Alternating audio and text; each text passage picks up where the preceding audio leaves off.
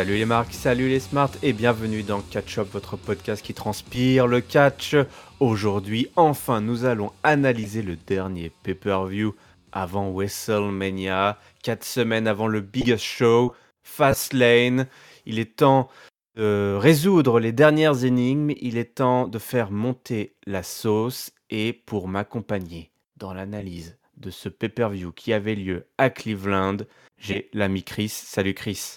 Salut Yerem, salut peuple de Catch-Up. Et bah, heureux d'être là pour reviewer un pay-per-view là. Je l'avais pas fait depuis les Survivor Series, donc c'est toujours sympa un pay-per-view à chroniquer parce que t'as les rosters des deux brands qui sont là, quoi. Donc c'est sympa. Donc bien content d'être avec toi. On est chaud, on est chaud. On est sur la voie rapide. Ah, on est super chaud. Alors, même si pour la petite anecdote, toi, il t'a fallu 8 heures après diffusion pour le voir. Moi, il m'a fallu 4 jours. Voilà. Je l'ai regardé en petits morceaux, hein, ce pay-per-view.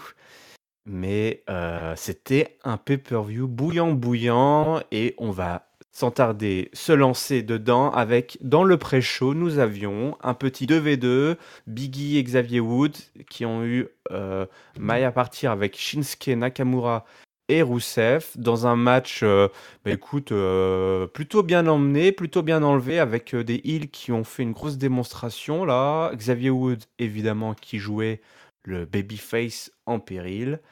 Et Biggie, qui était là pour les hot tags. Hein. Biggie, c'est un powerhouse complètement ouf. On a eu droit à des énormes suicide spears, des coups de genoux, des coups de pied en veux-tu en voilà de la part de Nakamura. Et à la fin, on a eu l'accolade qui est placée, Woods qui a combattu, pardon, Biggie qui s'en est pris, qui a éjecté Nakamura. Woods qui fait le roll-up sur Rusev pour le compte de 2, mais Biggie tag et on place le Midnight Hour sur Rusev, je crois. Oui, c'est sur Rusev qui s'est pris le tombé. Ouais. Dans un match qui, ma foi, n'a pas fait pâle figure face à l'habituel match des cruiserweights. Et on verra un petit peu plus tard qu'on reverra Biggie, tout ce petit monde-là. Qu'est-ce que tu as pensé de ce pré-show? Est-ce que ça t'a mis direct dans l'ambiance? Ouais, alors bah, d'entrée, il a commencé avec la nouvelle que Andrade Herrera s'était annulé donc, et que c'était remplacé Ouais. pour la carte principale. Donc déjà d'entrée dans le pré-show, ils annonçaient le Fatal 4-Way pour le titre US. Donc bah, je t'avoue que du coup, le Andrade Herrera, j'étais content de le voir annulé et je me suis dit un Fatal 4-Way pour le titre US, je prends quoi. Donc c'était la première bonne nouvelle. Et après, le match en lui-même était pas mal. Il y a eu quelques botches, hein. Il y a eu Xavier Woods qui a tenté un kick, qui a atterri dans la troisième corde. Ils ont eu deux, trois petits loupés dans le ring quand même. Ouais. Le match était pas mal, si tu veux, mais bon, Nakamura, Rousseff, c'est un peu bizarre. Encore une tag team un petit peu étrange pour moi, mais bon. Écoute, ils font une bonne équipe de heal dans le ring, ils sont solides. Du coup, le pré-show, ça reste que le pré-show et c'était plutôt pas mal. Ça mettait dans l'ambiance. Kofi était pas là. Globalement, ouais, allez, ça lançait le truc. Ça lançait le truc. Oui, voilà, c'est un contrat rempli. Hein. On leur demande pas vraiment beaucoup plus. Hein. C'est le pré-show. Ouais. Du coup, on va pas s'y attarder. Mais effectivement, au moins, ils sont pas plantés. Même si, effectivement, Xavier Woods va falloir s'entraîner à viser. À viser mieux. Monsieur Wood. Voilà. Ça, pour viser avec sa manette aux jeux vidéo, là, il n'y a pas de problème. Hein. Ah là là. Le geek. Voilà. Passer un peu moins de temps sur la PlayStation. Ouais, Un peu voilà. plus de temps au dojo. Être plus un Monsieur Wood. wrestler qu'un gamer. Hein. Plus un wrestler qu'un gamer. Voilà. Mais bon, il est bon, hein, Xavier Woods, il est bon dans le ring quand même, quoi. Mais là, c'est vrai que, je sais pas, il a botché un petit peu Un deux, petit trois cran fois. en Ouais, dessous. ouais. Un petit cran En en dessous dessous. d'habitude. Bon, bah écoute, voilà. Hein, On lui pardonne. On peut pas être à 100% toute l'année, malheureusement. Du coup, on arrive aux choses sérieuses et on commence fort, puisque c'est les Usos qui viennent défendre leur ceinture qu'ils ont récupérée aux mains de Shane McMahon et le Miz. Alors, évidemment, c'est la folie puisque nous sommes à Cleveland, le Miz est de Cleveland, il arrive avec les couleurs locales, hein, le orange et le marron là, des Browns, donc forcément c'est la folie dans le stade pour ce drôle de chouchou hein, qui est le Miz. Et du coup, on a un très bon match, une fois de plus, avec les Usos hein, qui assure, qui délivre complètement. Shane qui fait toujours ses trucs complètement fous. On a des DDT dans tous les sens. Le Miz évidemment qui harangue la foule. On a alors ce passage complètement dingue où en fait Jey Uso est en haut des cornes et on a McMahon, Shane qui est de l'autre côté, qui s'apprête à faire le coast to coast en fait. Enfin c'est Jey Uso qui s'apprête à faire un splash je Ouais, crois. c'est ça, ouais. Un splash et l'autre se prépare pour le coast to coast. Il y en a un en Ouais. fait qui est allongé dans le coin du ring, quoi, en attendant le coast to coast, et il y a l'autre frangin qui lui est au-dessus pour se préparer à un splash, quoi. C'est ça. Et du coup, bah, les deux se lancent en même temps et il y a un pacte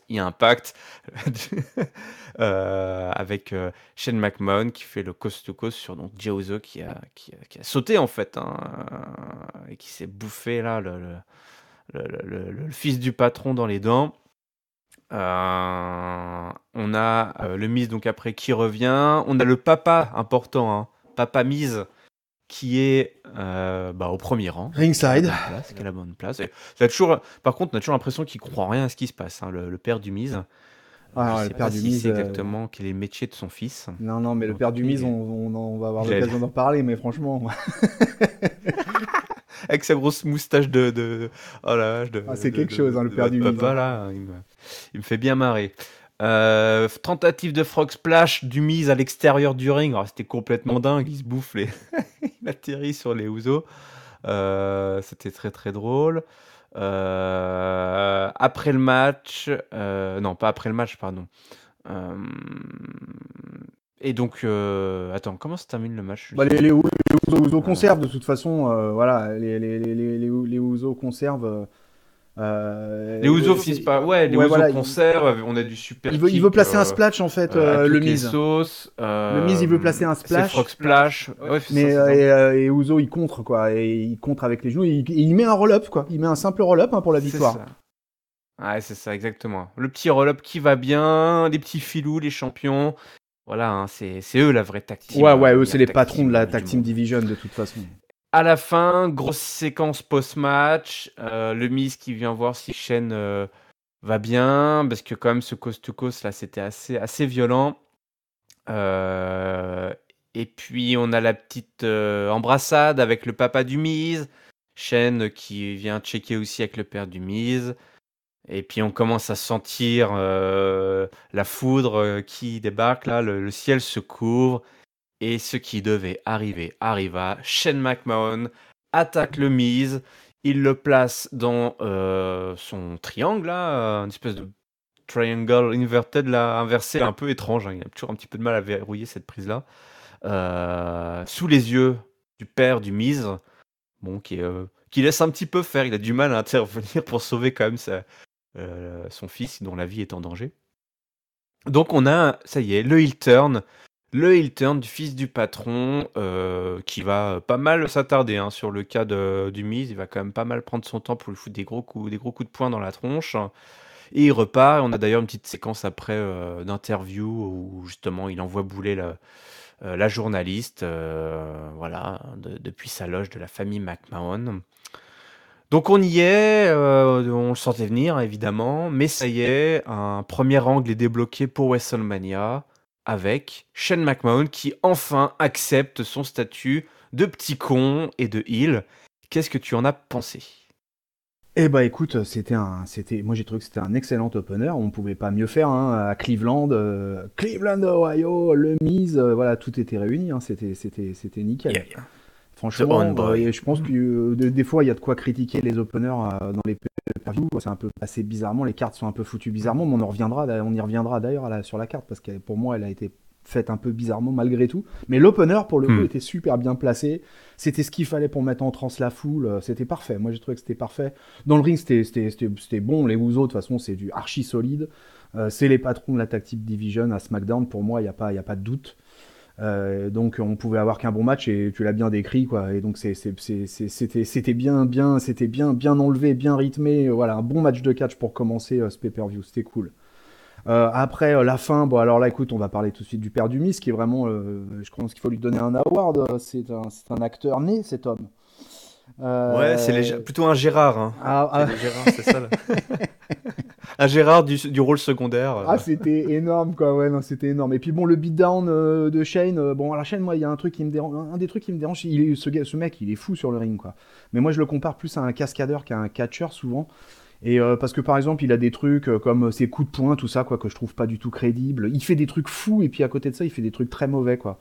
Ouais. Et si tu veux, bon, le beatdown, je sais pas, enfin, tu vois, je l'attendais, quoi. Là, franchement, le split, c'était là, c'était ce soir, de toute façon, c'était pour Fastlane. Donc, ouais, c'est arrivé. On peut pas dire que c'était hyper surprenant, mais ça a été plutôt bien foutu. Voilà, ils ont foutu le fait que Shane il arrache le t-shirt de Cleveland et tout, tu vois quoi, la- l'humiliation ultime, quoi. Tu Ouais, as ils avaient fait un retiré le t-shirt Cleveland is Cleveland is awesome. Il lui awesome avait pour fait, ouais, l'occasion. ouais, ouais, le Cleveland is awesome là. Donc écoute, j'ai trouvé que c'était bien foutu. Que c'était un opener pas mauvais du tout, sympa, qui mettait bien chaud pour la suite là. Je trouvais que c'était plutôt. Parce que, en préambule, je pourrais te dire que ce Fastlane, quelque part, c'était un pay-per-view dont j'attendais pas grand-chose.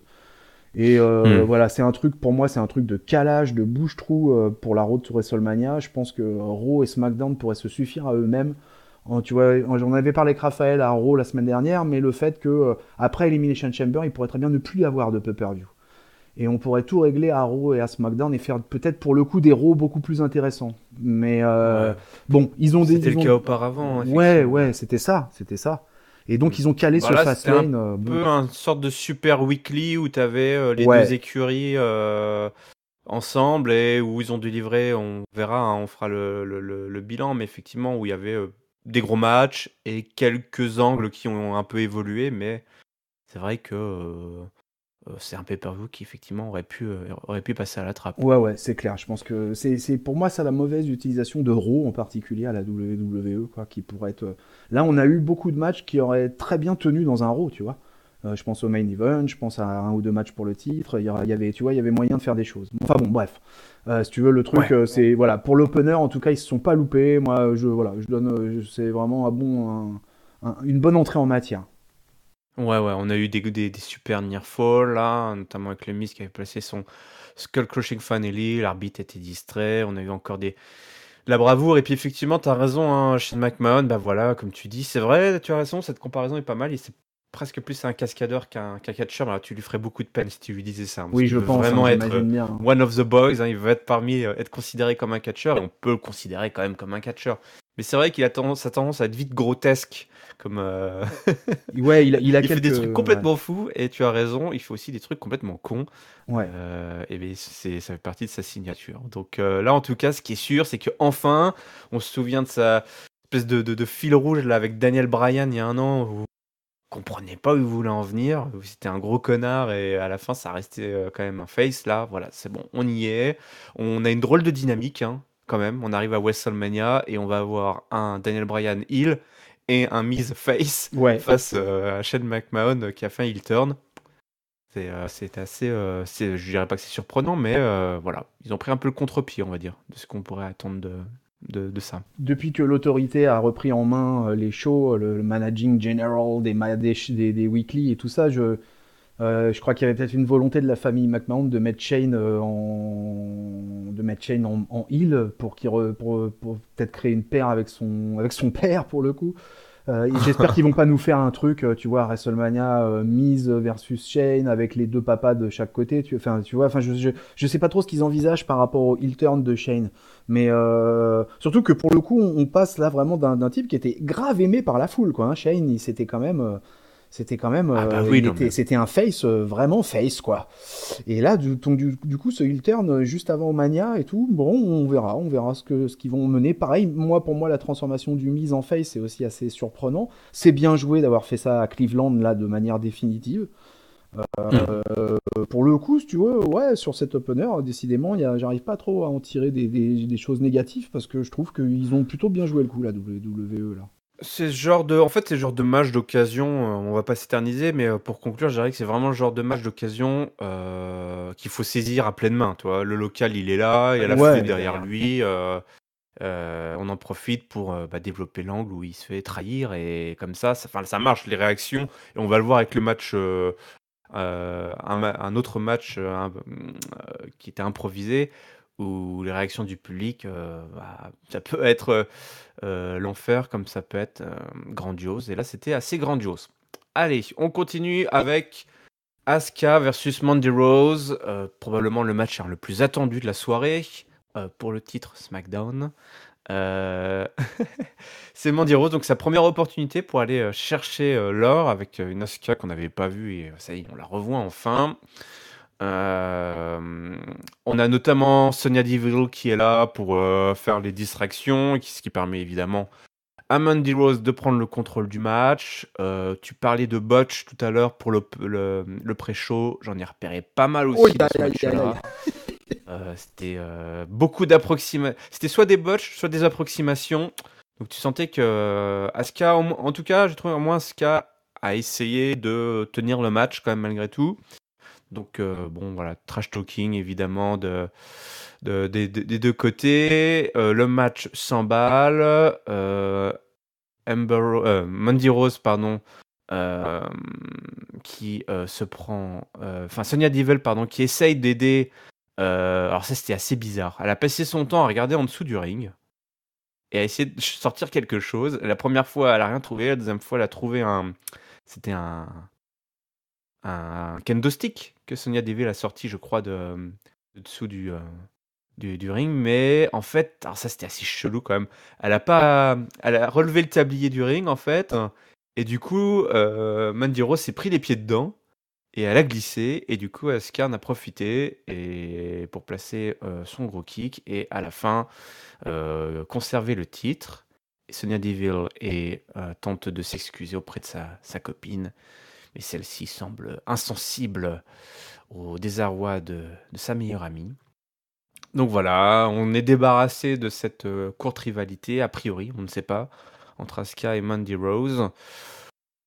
Donc voilà, pour moi, c'est vraiment là comment dire? Je sais pas ce que t'en as pensé, mais c'était quand même pas terrible. Et sans vouloir spoiler, les filles étaient pas forcément à l'honneur ce soir. C'était pas un bon match, je te confirme. C'était pas un bon match. Et Mandy Rose et Sonia Deville, ça a été même un petit peu dans la. Enfin, Mandy Rose, déjà en termes in-ring, ça a été catastrophique parce qu'elle a botché à 3-4 grosses, et dont Ouais. une énorme prise complètement manquée. Enfin, vraiment. Asuka, si tu veux, par contre, Asuka, elle a fait son job dans le ring, je pense. Elle a fait avec ce qu'elle avait en face d'elle, quoi. Donc là, elle pouvait pas avoir une alchimie extraordinaire avec sa partenaire du soir parce que là, très franchement, ça n'allait pas du tout du côté de Mandy Rose. Sonia Deville, tu l'as bien expliqué. On se demande encore ce qu'elle a foutu autour du ring, à soulever 1000 fois le tablier, à regarder dessous. Finalement, je C'est-à-dire sors que un même elle a kendo botché, quoi. stick et en plus, même elle a botché, quoi. Donc c'était quand même un petit peu pitoyable. C'était donc un très très mauvais match, y a pas photo. La fin est complètement con en plus, puisque Mandy se prend les pieds dans le tapis, mais en fait, même à vitesse réelle, tu vois bien qu'en fait, en plus, elle le rate le tapis, qu'elle Oui. arrive même pas à se prendre les pieds dans le tapis correctement, qu'elle tombe, et après, Asuka, alors, heureusement, Asuka, franchement, elle fait le job parce qu'elle termine l'histoire direct, elle met un spinning kick au visage direct. Et le compte de 3 c'est terminé. Ouais. Et merci Asuka d'en finir avec elle. J'espère que Mandy Rose va pas aller plus loin dans la title picture, hein. Je suis déjà Ouais. assez quand même ennuyé pour Asuka de quel que soit l'adversaire qu'elle va avoir à WrestleMania. Mais j'espère que c'est pas Mandy Rose qui aura en face à WrestleMania, quoi. Parce que ça sera pas une bonne nouvelle pour le titre féminin de SmackDown. Non, là, ce qui se dessine et ce qu'il faut qu'il fasse, c'est les mettre en rivalité, les deux copines, là, Sonya Deville et Mandy Rose, pour justement un petit peu qu'elles s'occupent un peu d'un espèce de low card de la féminine pour un peu faire leur classe, quoi, on va dire, continuer à faire leur classe.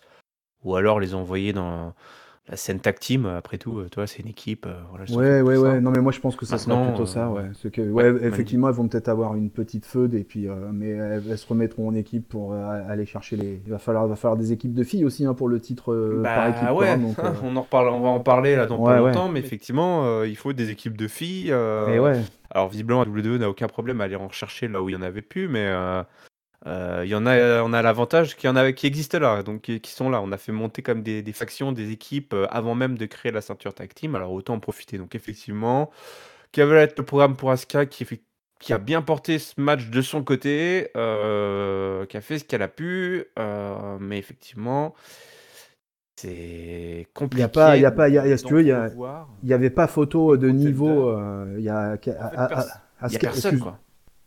ouais, il y a personne. Ouais. Asuka, en fait, si tu veux, on a vu là dans ce match-là, bah voilà, t'as eu un main eventer quoi, avec Asuka, et puis t'as Mandy Rose qui est de la low mid card, voilà, et la différence Hmm. était là, quoi. Quand tu vois les matchs que Asuka elle a pu sortir quand elle a affronté ou Becky ou Charlotte, etc., tu vois, ça a toujours été des bons combats. Donc là, on est vraiment dans le cadre d'une championne qui a pas d'adversité en face au niveau. Moi, à SmackDown, je suis un peu ennuyé pour la division féminine parce que clairement, en face d'Asuka, je vois pas, tu vois, je peux pas te sortir un nom. Si je peux te sortir un nom de fille de NXT, mais à SmackDown, à l'heure actuelle, dans le roster de SmackDown, je te sors pas un nom de fille pour affronter Asuka à WrestleMania.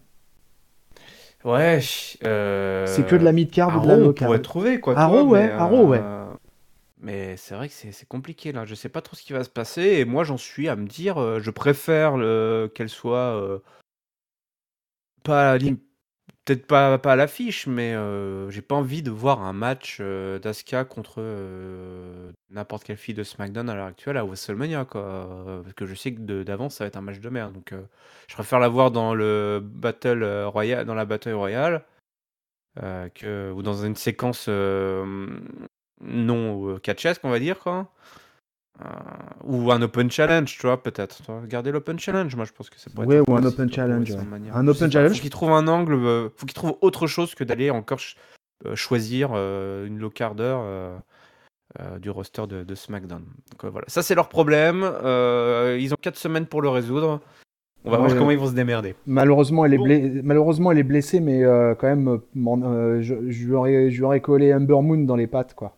C'est bien dommage bah qu'Ember ouais, je Moon soit pensais à ça. blessée, En gros, quoi. t'as Ember Moon et t'as Nikki Cross, quoi, qui sont Ouais, ouais, à la rigueur, enfin, Nikki toi, Cross. Enfin, Nikki Cross, elle a un peu disparu hein, ces dernières semaines-là. Ouais, je sais Et pas, elle je est sais pas. arrivée en force, et puis boum, elle a. Par contre, Ah la Ember Moon, tu vois, vache. elles ont eu une rivalité énorme à NXT. Ember Moon, elle a la capacité d'être très, très, très crédible dans le ring. Hmm. Ça aurait pu être une adversaire de choix. Bon, mais malheureusement, on fera pas l'histoire, elle est blessée, donc voilà. Après, là, tu sais, je viens d'avoir une fulgurance. Du coup, je fais la partie maintenant. Une fille qu'on n'a pas vue, mais qui était dans aucun. Une fille qu'on a vue, mais qui était dans aucun programme, et qu'on voit beaucoup au grand désarroi de beaucoup de membres de l'équipe de Catch-Up, c'est Lacey Evans. Lacey Evans, on se l'est encore bouffé dans ce pay-per-view. Elle est venue pendant une séquence d'Elias, qui au passage a fait au moins 3 apparitions durant le pay-per-view, où il résumait plus ou moins ce qui se passait. C'est plutôt drôle d'ailleurs. Ouais, c'était C'était sympa ça, assez marrant. tous les passages avec Elias Euh, en espèce de fil rouge du pay-per-view, c'était plutôt sympa ça. ouais. Et puis comme ça on termine avec ça. Et d'ailleurs il s'est bouffé un RKO par Randy Orton, qui lui s'est bouffé un Phenomenal Forum par AJ Styles, qui sont venus donc encaisser leur chèque pour 3 secondes d'apparition. Voilà, c'était la séquence inutile avec les deux séquences inutiles du pay-per-view, l'apparition de Lacey Evans et le RKO et le Phenomenal Forearm de AJ qui ont vraiment. Enfin, ça, c'était un peu. Ça fait presque un petit peu pitié, quoi. Bon, ok, vous êtes venus chercher votre chèque, les copains. D'accord. Et Ouais, bah, ouais, ça faisait pitié. Donc voilà, moi je dis Lacey Evans pour Asuka à WrestleMania, ça me paraît pas euh, si improbable que ça. Bon, on va essayer de arrêter de se torturer hein, avec le sujet. On va passer à un truc qui va faire débat, je pense. Enfin, je ne sais pas, peut-être pas entre toi et moi, mais une drôle de séquence, puisqu'en fait, on a eu les New Day, ouais, Kofi Kingston, qui ont été convoqués dans le bureau du grand patron de Vince. Et Vince a dit que ce soir, alors tu me dis si je me trompe dans la formulation, mais il a annoncé que Kofi Kingston serait dans un triple threat, enfin c'est ça, hein, qui serait dans un match ce soir lors de Fastlane et que ce serait le triple threat. C'était un petit peu étrange. Et du coup, qu'est-ce qu'il fait Kofi? Ils se rend au match. Sauf que au moment où on annonce le début du match, ça s'agite parmi les officiels et finalement, il est révélé que Kofi Kingston va se retrouver dans un match à handicap face à The Bar, un 2-on-1, mais avec les Texas Tornado Rules, c'est-à-dire que les deux membres de The Bar, donc Cesaro et Sheamus, pouvaient se battre, donc combattre en même temps. Du coup, évidemment, Kofi Kingston s'est fait rouler dessus, même s'il a eu quelques actes de bravoure et des tentatives de comeback, mais à chaque fois les heels lui pétaient la tronche. On a évidemment eu des chants This is boring de la part de la foule qui était sûrement comme moi à pas comprendre là, ce qu'on était en train de nous raconter. À la fin, les New Day sont venus, donc Woods et Biggie sont venus aider leurs potes qui s'étaient fait quand même un petit peu avoir par Vince McMahon, sauf qu'ils n'ont pas eu le temps d'aider leurs potes. Ils se sont fait attaquer par Rusev et Nakamura, leurs adversaires de l'opener. Le bar a placé un double white nose et Kofi Kingston, on ne reverra plus Kofi Kingston de la soirée. Non. Du coup, du coup, voilà encore un angle. On se complique encore chose là, non? Je sais pas. Moi, je commence à décrocher de cette histoire de Kofi Kingston et on verra encore un peu plus pourquoi avec le match avec Daniel Bryan. Je comprends l'idée. Je comprends l'idée. On nous fait une espèce de Daniel Bryanisation ou Becky Lynchisation de Kofi. Mais je trouve que ça fait beaucoup. On a quand même deux histoires parallèles assez proches avec Becky Lynch d'un côté et Kofi Kingston de l'autre. Et surtout, là, je pige vraiment pas l'angle en lui-même, en fait, de Kofi Kingston qui, vous voyez, se fait tabasser par The Bar. En fait, genre, qu'est-ce qui se passe? Est-ce que il se fait punir? Parce que concrètement, il a été viré de la title picture par Vince McMahon. Ouais. Pourquoi lui faire un sale coup comme ça, toi? C'est assez. Quel est le. Bah écoute, Pourquoi, toi? c'est un angle, encore une fois, un angle et un match qui aurait pu avoir lieu dans un weekly, ça, tu vois. On aurait très bien pu se passer Ouais. de ça dans un pay-per-view, franchement.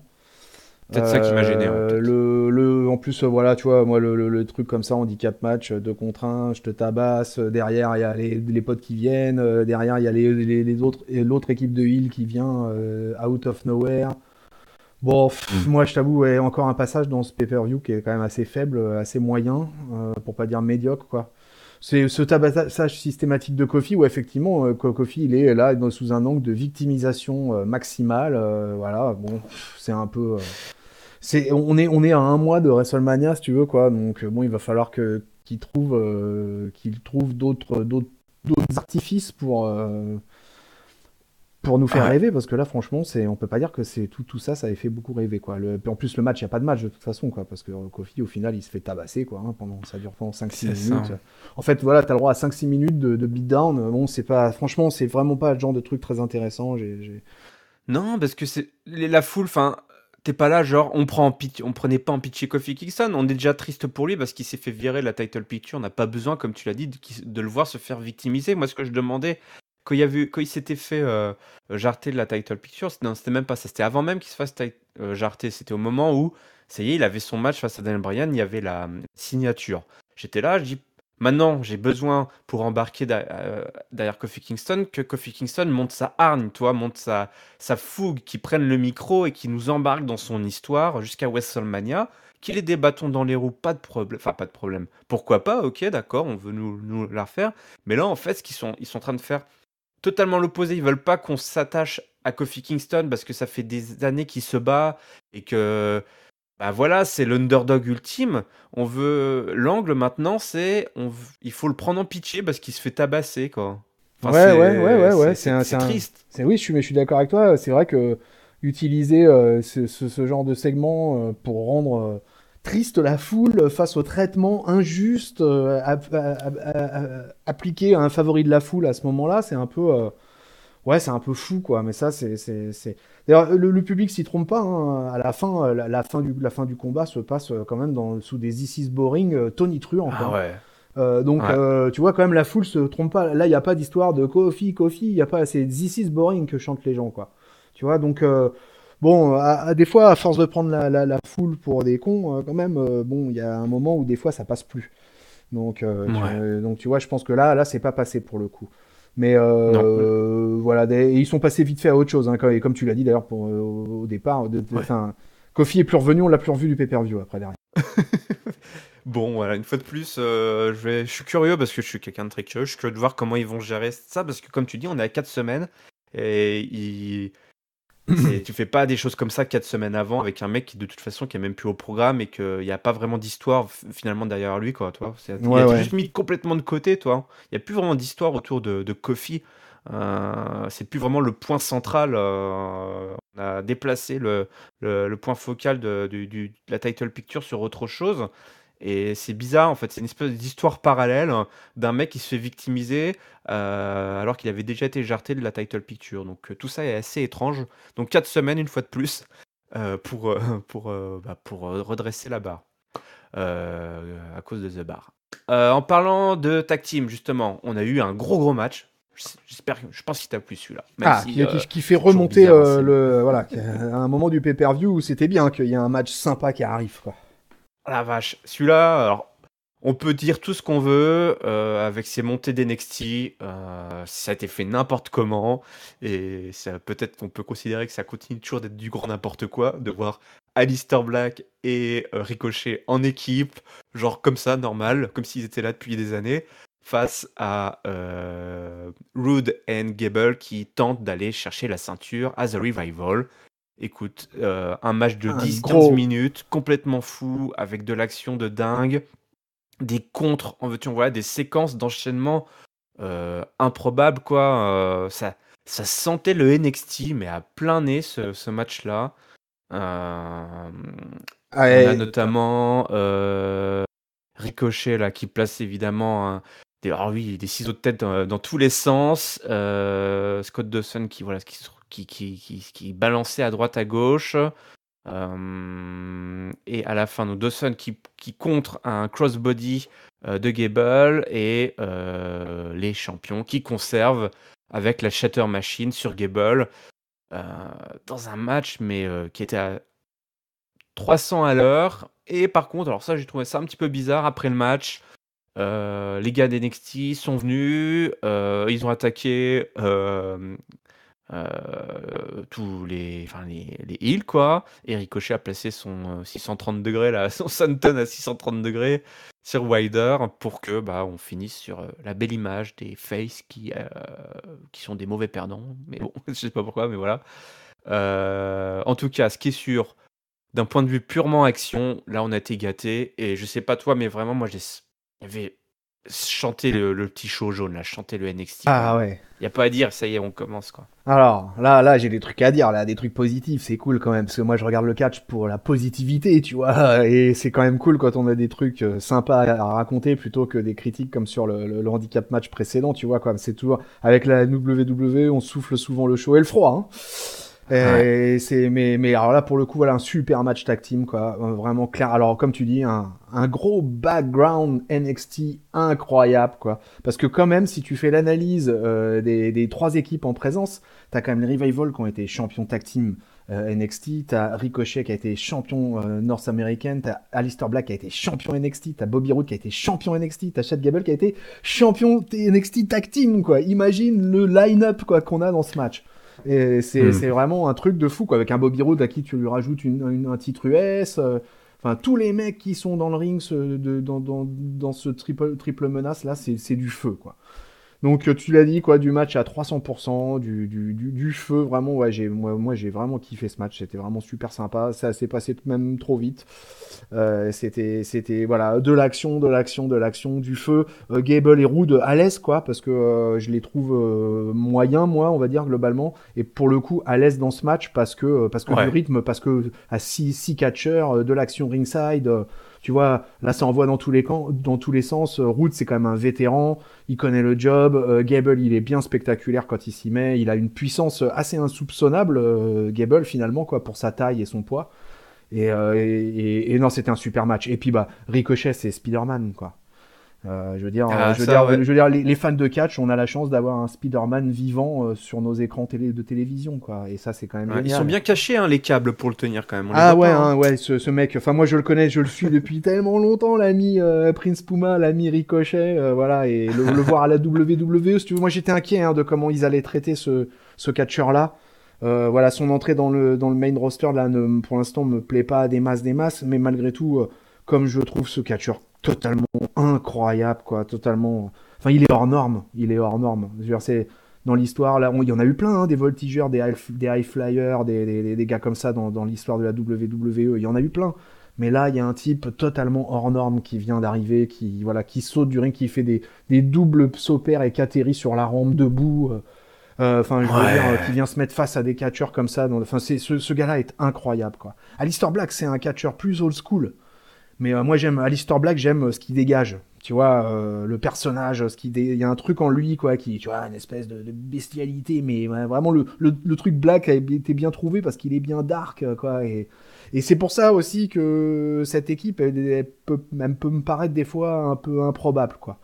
Ah, Rico, elle est totalement improbable. Enfin, clairement, les mecs avaient aucune raison d'être ensemble. On les a foutus là, mais mis à part tout ce côté personnage, enfin, qu'est-ce qu'il va attendre en termes de rivalité et d'histoire? Là, pour l'instant, ça fait 3 semaines qu'on leur demande juste de faire des bons matchs. ouais, Et voilà. là, c'était le grand rendez-vous avant WrestleMania. En pay-per-view, les gars, est-ce que vous êtes capables de nous proposer 10-15 minutes d'action Un non-stop? 4 Et ben, étoiles, la et voilà, réponse un 4 étoiles. est Est-ce que vous êtes capable de nous voilà, la sortir un réponse c'est 4 étoiles oui, en la réponse c'est pay-per-view? 4 étoiles. Et effectivement, là, on a été gâtés, hein. On a été Ah ouais, ouais, gâtés, ouais. ça faisait plaisir. Et puis ça fait plaisir, on en a pas parlé, mais en fait ça fait plaisir aussi de voir les Revival garder le titre, tu vois, Ah mettre une oui, certaine ah stabilité oui. sur le règne, Ouais. parce qu'on aurait pu un peu avoir peur un peu hein, pour les Revival ce soir. Hein. Les Ricochet Black, ça s'annonçait bien en prétendant à gagner la ceinture. Rude et Gable, c'était les anciens tenants du titre, donc c'était un match dangereux pour les Revival. Ouais.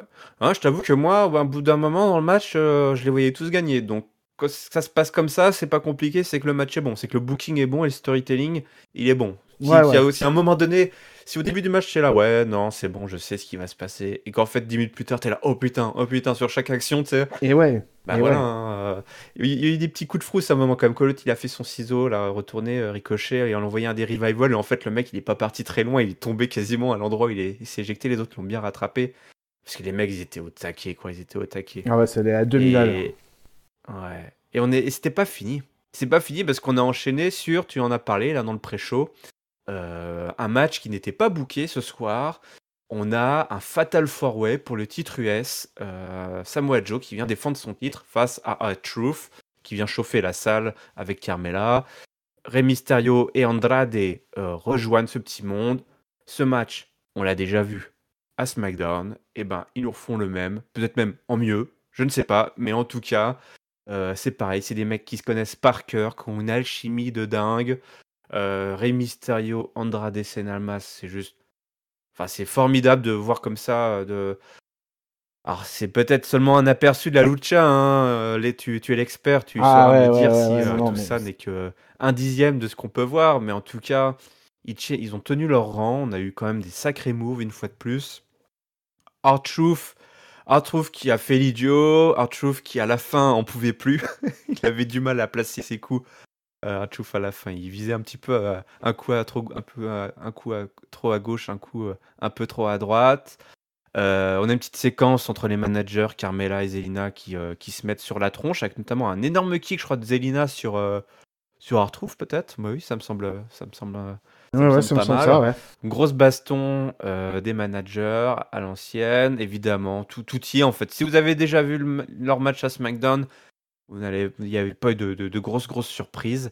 Et à la fin, Mysterio place son 619 sur Samoa Joe. Mais Samoa Joe tire le Mysterio par le slip et il le fout dans le coquine à clutch. Et Rey Mysterio s'endort aussitôt, hein. Il tombe dans les bras de Morphée assez rapidement. Et voilà, encore un deuxième match, là ça a enchaîné. C'est peut-être d'ailleurs ça que tu as trouvé peut-être un petit peu bizarre, parce qu'on a eu deux matchs de 15 minutes d'action très élevés, très enlevés, qui se sont enchaînés, avec évidemment Samoa Joe qui conserve son titre. Et une fois de plus, hein, les quatre mecs ont totalement délivré. Eh ben, 4 Donc est-ce que étoiles. tu... Tu vois, Ouais, direct, moi j'attaque fort. Pareil, deuxième match 4 étoiles, quoi. Tu vois, quoi. Franchement, c'était un super combat, quoi. Alors, tu parlais de Lucha, hein, mais bon, Rere, ça reste quand même une référence. Lucha incontournable. Voilà, c'est le king, cet homme, c'est le king. Je le trouve dans une forme éblouissante. Éblouissante, le ah, Rere, quoi. il est Hein, loin le temps où il avait sa petite, Oh son oui, petit où il était débardeur en. pour cacher ses Ouais. Ces petits excès, là. Quand il était en mode burrito, là, ouais, du temps aussi du Rumble 2014, ou ces périodes-là où il était absolument pas en forme. Je constate que, bah, comme beaucoup de lutteurs qui arrivent de la lucha underground, ils arrivent, c'est marrant, ils sont tout le temps vachement en forme quand ils arrivent de la lucha underground. Et Ray n'a pas fait défaut, il est revenu de la lucha underground en pleine forme. Et non, c'était un super combat, hein. Les quatre, hein, moi les quatre, hein, parce que R-Truth, je le trouve hyper impressionnant dans le ring. Andrade, c'est un worker de dingue, quoi. C'est un mec là dans les années futures. Andrade, tu vas voir, il va choper du titre mondial. Andrade, c'est le latino que cherche la WWE depuis Eddie Guerrero, quoi. Ah bah ouais, évidemment, là, la passation de pouvoir, elle est évidente, Oui, hein. oui, voilà, ouais. Et puis tu vois, Andrade, Ouais, il faut lui laisser un peu de maturation là, tu vois. Mais ça y est, ouais. il commence à utiliser le Triamigos. Il commence à avoir de plus en plus de gimmicks à la Eddie. Et d'ailleurs, Il a une confiance en lui dingue, quoi. Corey Enfin, Graves l'évoque très très finement pendant le combat d'ailleurs du pay-per-view. Et voilà, de ce truc, en plus de ce truc entre Ray Ray et Andrade par rapport à Eddie, quoi, tu vois. Et ouais. ça c'est chouette, quoi. Moi je trouve que c'est bien. Et le combat en lui-même, bah, c'est un super combat. R-Truth en ce moment est génial. Il est bon dans le ring et en plus il est génial dans référence à Sina, c'est son Ah espèce oui, de parce que le folie match, effectivement, t'as raison permanente. de le dire, le match se Il- termine par un énorme hommage avec le Five Knuckle Oui, oui, Shuffle voilà, et ouais, exact, il a tout exact. placé. Il a fait aussi le shoulder block. Enfin, Ouais, c'était. ah, c'est fantastique. Non, mais Arthros, il est fantastique en ce moment. Il me fait rire, mais c'est un truc de dingue, quoi. Toutes ces références, etc., sont super. Enfin, c'était un super combat. Et puis au milieu, t'as le powerhouse, quoi. T'as Joe qui est monolithique et qui défonce la gueule à tout le monde, lui, sans savoir Exact. qui est heel, qui est face, qui a rien à foutre. Vas-y, moi je démolis tout le monde, quoi. Et du coup, il nous fait un super champion US, l'un des champions US les plus crédibles qu'on ait eu depuis bien longtemps, je crois. Ouais, ouais, franchement, j'adorais parce que le match commençait à s'emballer. T'as vu les mecs, les acrobates, là, qui commençaient à faire leurs pirouettes. Et tout d'un coup, Samoa Joe qui arrive, qui met un putain de coup d'épaule, deux cordes à linge. Tout le monde est par terre. Et il continue juste en marchant, tu sais. Puis limite, il s'arrête en regardant la caméra droit dans les yeux, tu sais, avec son petit sourire comme ça, narquois, fait hé, voilà, c'est comme ça. Voilà, voilà, c'est bien beau de s'agiter dans tous les sens, mais c'est moi le patron ici. Joe, il se retrouve comme dans une situation en plus où, d'accord, effectivement, c'est un brutor, il va démonter tout le monde, etc. Mais comme il met des bons kicks aussi, du coup, les, Ouais, les ça claque, luchadors, hein. ils sont surpris parce qu'en l'air, là, quand ils sont en train de sauter dans tous les sens, bah, bam, ils sont cueillis par le super kick de Joe, qui est quand même un des super kicks les plus dévastateurs du roster, à mon avis, là, tu vois. Ouais. Parce que quand tu te prends un super kick de Samoa Joe, moi, j'aimerais pas trop y être, quoi. Et même si c'est du catch, même si tu vois quoi, bah non, j'aimerais pas trop y être quoi. Et Joe, il esquive un splash et derrière il enchaîne la coquina quoi. Et voilà quoi. Bon, d'ailleurs, Ray Ray il abandonne pas, hein, il tape pas. Hein. Ray Ray il s'évanouit quoi. Ah bah oui. Et Non, mais c'est bien. Ray Oui, Ray il oui. s'évanouit direct quoi. Voilà, non, mais. Et Joe Ouais. derrière, il fait du Joe quoi. Derrière, il célèbre pas comme un furieux, etc. Il en rajoute pas, il monte juste sa ceinture et puis bah basta quoi. Voilà, je suis toujours le patron du titre US et puis point barre. Merci Monsieur Joe. Ouais. Bon, bah, on est content qu'ils aient annulé ce match entre Rey Mysterio et Andrade, Ah, hein, parce que complètement, complètement. Même là, si c'est. Ray Andrade, ça aurait été un bon match, mais là, enfin, ça a été Ouais, mais on se magnifié de sauvegarde les pour avoir en WrestleMania. Fatal C'est 4 vrai que. Way. Ouais, ouais, ouais, ouais. Ah, c'était un super match. Franchement, voilà un truc bien sympa. Bon, allez, on retourne chez les filles avec la première défense de titre, hein, si je ne m'abuse. En tout cas, peut-être en pay-per-view. Ouais, Est-ce ouais, qu'elles l'ont ouais. déjà défendu en weekly, Non, je les crois pas, hein. filles? Je crois que c'était la première Non, non, défense, c'est hein. la C'était la première première défense de défense. titre. Voilà, vous me corrigerez dans les commentaires si je dis des grosses conneries comme d'habitude. Bailey et Sasha Banks, donc affronter Nia Jax et Tamina. Match, franchement, pas terrible. Moi, en fait, honnêtement, je dirais match de merde. Puisque, enfin voilà. Les filles, voilà, ont fait ce qu'elles ont pu. On avait Nia Jax et Tamina qui jouaient les Powerhouse. Et puis Bailey et Sasha Banks qui, bah voilà, ont surmonté l'adversité. Et on a à la fin un petit roll-up. En plus, ça se termine en roll-up avec Bailey qui fait un roll-up sur Nia Jax. Le petit paquet qui va bien. Ouais, un petit paquet, voilà, c'est un colissimo pour vous, Madame Jax, pour la victoire. Et voilà, tout ça n'est pas important. Ce que je trouve un peu dommage, en fait, c'est ça que j'ai trouvé un peu nul, c'est qu'on a une première grosse défense d'un nouveau titre, et en fait, l'histoire c'était pas du tout ça. L'histoire c'était qu'après le match, les méchantes, enfin Snuka met un gros kick à Bailey et Jax balance Sasha Banks sur la table d'annonce, ce qui énerve Beth Phoenix qui était venue au commentaire pour l'occasion. On a un combat de regard qui dure trop longtemps entre Beth Phoenix et Tamina. Et Beth Phoenix qui va se faire rouler dessus. Et évidemment, Natalia, l'ancienne partenaire de Beth Phoenix, arrive pour la sauver. Mais elle se fait aussi très bien accueillir par Nia Jax et Tamina. Et voilà, c'est la reformation de Divas of Doom ou les Glamazones ou n'importe quel nom qu'on aura pu leur donner à l'époque. Donc voilà, l'histoire elle était là. Donc moi perso j'ai trouvé ça très dommage que justement on n'ait pas mis le focus plus sur le match que sur cet angle. Même si j'avoue que je suis très content d'imaginer un petit retour là de Beth Phoenix avec Natalia en équipe, puisque pour moi le seul moment où Natalia est relevant, comme on dit, c'est quand elle était en tag team avec Beth Phoenix. Qu'est-ce que tu as pensé de cette première défense de titre?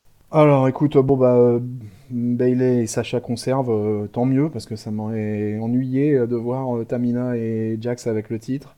Parce que vraiment toutes les deux, Ouais. vraiment Tamina dans le ring, elle vaut plus rien. Moi bon, j'ai fait plusieurs rôles là ces derniers temps et bon, on a eu plusieurs fois l'occasion de chroniquer un peu Nia Jax et Tamina et quand même que ça soit avec Bad Karma, avec Raphaël, on faisait à chaque fois le même constat que c'était vraiment très mauvais dans le ring avec Tamina, hein, que l'âge ne l'a pas bonifié. Et puis Nia Jax, elle botche beaucoup. Nia Jax, Ouais. elle a perdu beaucoup de crédibilité ces derniers temps. Si tu veux, j'aurais aimé même presque limite le match, ce petit paquet qu'il arrive un peu plus vite, ça aurait été même mieux, quoi. Tu vois, ils auraient pu Mhm, raccourcir de mhm. 3-4 minutes ce combat. Faire un truc, un final un peu surprenant, puisque au final, puisque les Sacha et Bayley se sont pas du tout impliqués dans le segment de la fin. Elles étaient sur le stage et elles se sont pas du tout impliquées. Et donc du coup, quand les Heels ont attaqué Beth Phoenix, alors déjà comme tu l'as dit, cet échange de regards qui a duré 3 plombes, et le temps que ça s'y mette, Ça finalement aurait, d'ailleurs c'est Beth Phoenix. ça aurait dû être ça aurait dû être Nia Jax qui confronte Beth Oui, Phoenix et voilà, pas ouais, Tamina. pourquoi Tamina et du coup, on se retrouve avec cette attaque, voilà, de Beth Phoenix, et puis après Natalia qui vient sauver sa copine. Bon, écoute, ouais, c'était la première défense du Tag Team Division féminin. J'espère qu'il y en aura des meilleures à suivre, quoi. Parce que celle-là, bon, je pense qu'on va leur mettre peut-être d'autres équipes dans les pattes, ça sera pas plus mal. Là, il va y avoir, parce que il va y avoir une feud, ils vont reformer Bess et Natalia pour attaquer les Heels à terme, j'imagine. Enfin bon, je sais pas ce qui va se passer dans tous les cas de figure, mais si tu veux, ce que je veux voir, moi, c'est Bayley et Sacha face à d'autres adversaires. Voilà, c'est ça que je veux voir. Et il y en a Bah des équipes ouais. féminines, il y a de quoi former des équipes féminines et tout, il y a de quoi faire. Et on peut très bien éloigner Nia Jax et Tamina de la title picture féminine de la Tag Team Division, quoi. Franchement, c'est ce qu'on a vu là au pay-per-view, là, ça aura fait partie des matchs très médiocres de la soirée. Voilà. Ouais. Ouais. Les Non, mais c'est bien, matchs et segments. ils ont quand même réussi à mettre ensemble probablement les deux filles qui siphonnent le talent des autres, quoi, en tirant par le bas. Enfin, Tamina et Nia Jax, bah, il y en a pas une qui va aider l'autre à être meilleure, quoi. Donc Ouais. Et puis il y forcément, avait pas. cette équipe, elle est médiocre. Et t'as raison, Nia Jax, j'ai l'impression qu'elle régresse. Ça fait genre 1 ou 2 ans qu'elle régresse. Enfin, comment c'est possible d'être de moins en moins bon à ce point-là? Ça, je sais pas. De toute façon, Euh, à l'image du handicap match, ça a été le moment où il n'y avait pas d'ambiance dans le stade, hein. Et ça, on le dit souvent, hein, mais quand il n'y a pas d'ambiance dans la salle, le catch, ça Ouais, peut ça aide devenir pas. terrible par moment, quoi. Et terrible pour ceux qui sont en train de performer et terrible pour les téléspectateurs, quoi. Quand la salle est plus là, la salle, Ouais. ça a été un silence pendant tout le match et tout le segment. Voilà, Bayley et Sacha ont eu de la pop, mais la pop normale des faces qui sont Bah ouais, champions, c'est quoi. leur pop par défaut, toi. Mais Oui, tu veux voilà, que ça voilà, voilà, aille. voilà. Enfin, tu veux qu'on. Autre chose, toi. Tu veux que pendant que le match, ça soit la folie, toi, hein. Surtout première défense de titre, un super team. Enfin, les filles, enfin, Bailey et Banks, elles ont l'air totalement investies par ça. Et tant mieux pour elle, parce que c'est vrai que Bailey et Banks, moi j'ai un petit peu abandonné. Je trouve voilà, elles sont. Enfin, je suis assez déçu, toi, par ce qu'elles parviennent à faire, toi. Je trouve que j'ai l'impression que ça fait 3 ou 4 ans qu'elles sont là et qu'elles ont toujours pas, elles sont toujours pas arrivées à grandir, qui sont encore des ados en fait. Tu vois ce que je veux dire? Des ados qui Ouais, sont encore dans un monde d'adultes. Mais très bien, on leur a donné ce titre-là, elles se sont battues pour relancer le titre, pour lancer ce titre tag team féminin. Ok, mais dans ce cas-là, aidez-les quoi aussi en leur mettant vraiment des confrontations et on a juste besoin de matchs pour l'instant. On n'a pas besoin de storyline autour de ces titres-là. Et là, on est en train de nous rajouter des angles, des angles, des storylines. Il n'y a pas besoin de ça. On veut juste des belles confrontations. Là, il faut faire du showcase avec ce titre. Il faut le montrer, toi. Il faut le montrer. Et là, ouais, on ne le montre pas et les gens s'en foutent. c'est Donc, un titre, c'est assez contre-productif. c'est comme le Cruiserweight en fait, c'est des titres jeunes. Et du coup, c'est Ouais, des titres qu'il faut mettre en avant par des matchs et avec des bonnes oppositions sportives. Ça peut voilà. paraître bizarre de dire ça en catch, mais je suis d'accord avec toi sur le fait que ce titre, pour le mettre en valeur dans un premier temps, il n'y a pas besoin de storyline énorme autour. C'est justement sa nouveauté, sa fraîcheur qui devrait entraîner vers plein de combats et plein de choses. Et en plus, Mm. Sacha et Bayley, elles ont toujours dit qu'elles étaient prêtes à le défendre partout. C'est ça, ce que j'allais dire. En fait, il y a déjà la storyline, l'angle qui est, comme tu le dis, des championnes qui vont faire la tournée de toutes les. De la WWE pour aller se frotter à qui voudra, quoi. Donc, Voilà, ouais, donc faites ça, quoi. ouais, voilà, faites ça. Et puis voilà, et puis il y a autre chose, je considère qu'il y a autre chose dans le roster féminin que Tamina et Naya pour faire briller ce titre. Donc, si Ouais, tu veux, voilà. Donc, effectivement. c'était un mauvais match. C'était le segment à la fin. Je crois que le truc de Beth Phoenix, je crois qu'on s'en foutait tous un peu. Hein. La réalité, c'est un peu ça. Oui, oui, c'est ça. La réalité, c'est qu'en fait, tout le monde s'en foutait et on s'est dit, bah, vivement qu'on passe à autre chose, quoi. Et heureusement, on est passé à autre chose. Ouais, on est passé à autre chose. On est passé à Daniel Bryan qui venait défendre son titre face à Kevin Owens. Et là encore, on a eu une nouveauté. Visiblement, c'est Vince McMahon qui l'a annoncé. Non, c'est C'est assez Mike Rom. bizarre. Qui a annoncé C'est qui a Mike. décidé que ça En fait, devenait un ça triple threat commence. match? En fait, ça commence. Mike Rom, il prend le micro, il annonce le WWE Championship et il annonce un triple threat match direct. Voilà. Il y a pas d'annonce au préalable. Il n'y a pas eu sur un Non, non, truc non, genre non, le non, site non, non, non, www.com non, il y a ou rien un. du tout, il y a rien du tout, il y a rien du tout. C'est Mike Rom, ça part de Mike Rom Ok. directement. Ah, ok, chelou. Bon bah voilà. Si vous savez pourquoi, si vous avez la réponse parce que vous suivez le compte Twitter de je sais pas qui là, qui qui là s'est traîné ses oreilles ou que vous passez beaucoup de temps sur le site officiel de la WWE, n'hésitez pas à nous dire en commentaire s'il y a une backstory, une raison qui justifie. Donc ce triple frite, comme tu l'as dit, et à ce moment-là, bah, la foule, qu'est-ce qu'elle fait, qu'est-ce qu'elle dit, qu'est-ce qu'elle hurle? Coffee, coffee, coffee, coffee. Mais sauf que c'est pas coffee, coffee, coffee qui arrive, c'est Ali, Ali, Ali. Mustafa Ali qui revient euh, Alors, pour ce match. c'est pas, en fait, si tu Huitième. veux, le truc, c'est que l'entrée, c'est pas exactement comme ça que l'entrée, c'est Kevin Owens qui rentre le premier. Derrière, c'est le champion de la planète qui débarque, quoi. Ah Et oui. c'est seulement en troisième que Ali arrive, quoi. Ouais, ouais, bien sûr, Et oui. au moment des présentations, la foule chante quand même We Want Coffee, quoi. Ouais, c'est ça. La foule chante.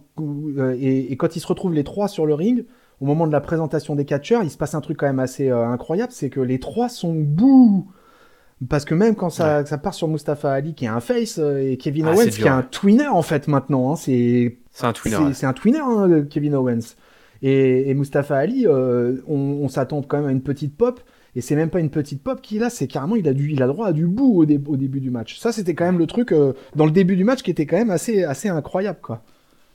Ouais. Bon, alors après, on n'est pas étonné quand même. Enfin, clairement, Non, non, on n'est on pas l'a envoyé étonné, à l'abattoir, Mustafa mais Ali, ouais, ouais, ouais, on en lui faisant est, prendre le fameux spot 30 du Royal Rumble de Rey Mysterio, quoi. ouais, un petit peu, ça fait un petit peu ça, C'est ouais. exactement ça. On Ouais, envoie un ouais. top babyface à la place. Enfin, un top babyface, ouais, un top babyface, parce que c'est comme ça qu'il est booké quand même depuis le début et la foule embarquait plutôt bien avec lui au Ouais, ouais, début. ouais, ça marchait bien. Remplacer le vrai top babyface que la foule veut. Donc évidemment que le mec s'est pris un saut de merde sur la gueule en arrivant par la foule, quoi. Donc sa mission à Mustafa Ali et à ses deux compagnons, c'était de retourner la foule et écoute, le match commence, le match s'enchaîne Et ma foi, ils y arrivent. Ils y arrivent parce que Mustafa Ali, c'est pas n'importe qui. C'est un mec complètement dingue qui fait des suicide dives, qui saute dans tous les sens. Kevin Owens, c'est pareil. Comme tu le dis maintenant, c'est un twinner. Donc il tape Daniel Bryan, il tape Mustafa Ali, place ses cannonballs à droite à gauche. Bryan, c'est un gros connard. Du coup, bah, il agit comme un gros connard. En plus, il a son acolyte qui est là pour faire un petit peu le surveillant général. Mustafa Ali, voilà, qui bondit dans tous les sens. Et tout ça s'enchaîne dans un gros match où justement ils arrivent quand même à retourner la foule. C'était plutôt bien. Ils sont plutôt bien démerdés. Mustafa Ali place un DDT sur Daniel Bryan en ringside. Kevin Owens place la power bomb sur l'apron sur Mustafa Ali qui est complètement qui se prend un énorme coup. Rowan, qu'est-ce qu'il fait? Bah hop, il prend Ali et il le balance sur le ring pour l'offrir à Daniel Bryan. Et l'incroyable se produit. À ce moment-là, on pense que c'est un peu terminé, mais Mustafa kick out. Les deux se mettent sur la tronche et là, mamma mia, le finish quand même était incroyable puisque Daniel Bryan place son running knee sur Mustafa Ali qui était 2 mètres au-dessus du sol en sautant du turnbuckle. Et cette fois-ci, c'est la bonne. Daniel Bryan conserve son titre. Alors voilà, là, il y avait une mission à remplir. C'était une fois de plus, la WWE s'est mis des bâtons dans les roues dans ce match-là, en mettant Mustafa Ali. On peut d'ailleurs se poser la question, on va parler du match, mais on pourra aussi se poser la question de pourquoi avoir remis Mustafa Ali ce soir dans ce match-là. Mais ils ont quand même réussi à renverser la foule, ce qui n'était pas forcément évident, vu que tout le monde voulait Kofi Kingston. Qu'est-ce que tu as pensé de ce match ? Bon gros match. Du coup, Mustafa Ali, finalement, il revient de blessure, il reprend son spot quelque part, puisqu'il était prévu à la base, puisque malgré tout le booking de Kofi découle de l'absence de Mustafa Ali. Hein, c'est un peu tout le sel de cette affaire aussi. Et puis finalement, comme je l'ai dit au départ, ça a commencé par des bouts, et puis comme fait très souvent Mustafa Ali, il a retourné le public. Les trois, ils ont fait un excellent match, quoi. Tout un tas de spots dans tous les sens, du kick, des cannonballs. On a eu la totale, hein, les Spanish Fly, on a eu la totale 450 sur les prônes. Enfin, un truc de fou, quoi, un truc de fou. Hein. Et puis le Bryan, il est vicelard comme je l'adore là. S'il y a vraiment un catcheur à l'ère moderne qui sait adapter son catch selon s'il est heel ou selon s'il est face, c'est bien Daniel Bryan, quoi. Et vraiment, c'est ce gars, et pourtant, même s'il a perdu physiquement par rapport à ce qu'il était à sa grande époque de 2014 et tout ça, on est en 2019 et Bryan, il fait un travail incroyable. Et moi, je tenais à dire, comme j'ai rarement l'occasion de parler du roster de SmackDown, c'est une des premières fois, mais pour le coup, pour moi, Daniel Bryan, il est face, en fait. C'est un défenseur de la planète, donc je supporte Daniel Bryan. J'ai vu dans les travées des salles américaines ces dernières semaines des panneaux avec marqué, des pancartes avec marqué Planète Sucks, quoi, je veux dire, en réaction à Daniel Bryan, champion du monde, champion de la planète. Quand je vois ça, chez moi, ça déclenche tout un tas de trucs au niveau des neurones. C'est pas le message qu'il porte, c'est la manière dont il le porte. Tu vas pas découvrir ça quand même. Ça reste un gros connard qui donne des leçons. J'en suis totalement conscient, si tu veux, quoi. J'en suis totalement conscient, mais si tu veux, mais j'adore, j'adore tout cet antagonisme. J'adore tout cet antagonisme autour de ce titre et de comment ça a été transformé, le champion de la planète, le relooking de la ceinture, le comportement incroyable de Daniel Bryan depuis des semaines avec des promos complètement phénoménales où il a traversé les travées à SmackDown au micro. Enfin, je veux dire, il débite des promos, le Daniel Bryan, quand même, quoi. Des fois, tu te dis, mais putain, ouais, ok, respect, Daniel, quoi.